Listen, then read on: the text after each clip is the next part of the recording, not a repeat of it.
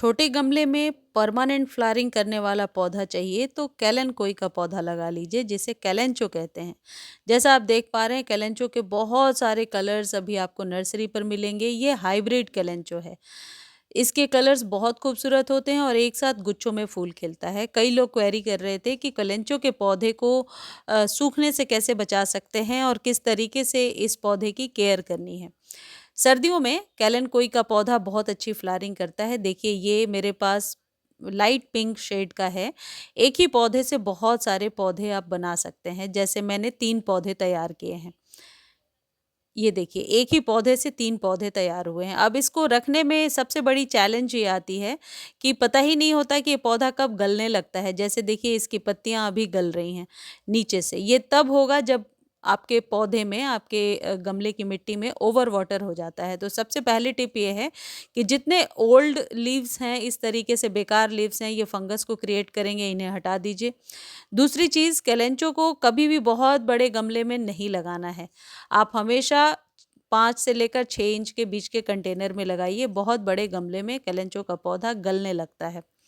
तीसरी important tip है कि ये जो कैलेंचो का पौधा है, इसको यदि आप रूट डिवीज़न से अलग करके लगाना चाहते हैं, तो इस बात का ध्यान रखें कि इसको लगाने के बाद तुरंत आप धूप में ही रखेंगे। ये शेड लविंग प्लांट नहीं है। सेमी शेड एरिया में ये ग्रो होता है। देखिए, जैसे इसकी आप पत्तियां देख रहे हैं, ये फ्लैशी होती हैं। इनके अंदर पानी भरा होता है। ये सकुलेंट की एक वेराइटी है कैलेनकोई का पौधा।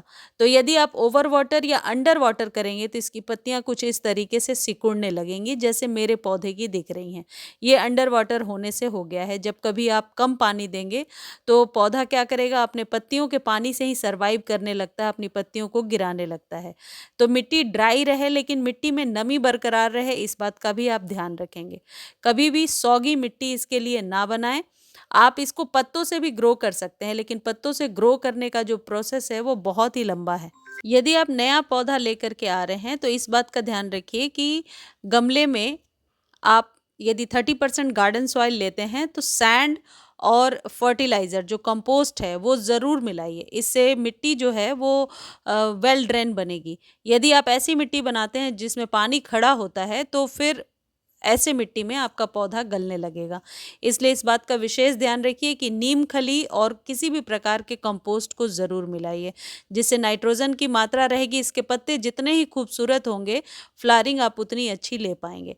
इस तरीके का जो मैं आपको उंगली से ऐसे करके दिखा रही हूँ, इस तरीके की मिट्टी कभी भी ना रखें। बहुत ज़्यादा सौगी मिट्टी कैलेंचो की जड़ों को गला देती है। तो इस बात का ध्यान रखें कि पानी हमेशा सोच समझ कर दें।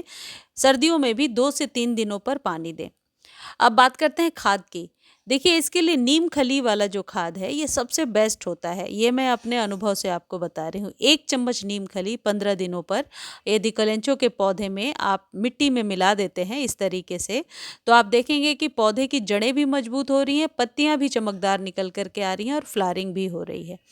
और साथ ही साथ यदि आप ये 2 से 3 चुटकी चूना यदि आप पौधे में डालते हैं तो पौधे पर कैल्शियम की कमी भी पूरी हो जाएगी। ये वही चूना है जो पान के दुकान पर मिलता है। खाने वाला चूना ही आपको इस्तेमाल करना है। कैलेंचो के पौधे को कम से कम 1 घंटे की धूप ज़रूर मिले, इस बात का ध्यान रखें सर्दियों में। लेकिन गर्मियों में इसे सेमी शेड एरिया में रखना है, यानी कि धूप डायरेक्ट ना मिले।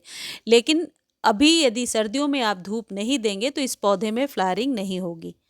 इन सभी विशेष बातों का ध्यान रखते हुए आप अपने कैलेनकोई के पौधे को सूखने से बचा सकते हैं और अभी बहुत ज़्यादा फ्लावरिंग ले सकते हैं। नवंबर, दिसंबर, जनवरी में बहुत अच्छे फूल खिलते हैं इसमें। गर्मियों में भी इसे बचा कर रखना होता है, लेकिन तेज़ धूप से बचाना होता है। एक चीज़ और है, पानी सोच समझ कर दीजिए। और ये जो कैलेंचो का पौधा है इसको हल्की धूप दीजिए, तो ये पौधा कभी भी ख़राब नहीं होता है। यदि पत्तों पर फंगस लग रहा है तो आप नीम खली का ही इस्तेमाल कीजिए।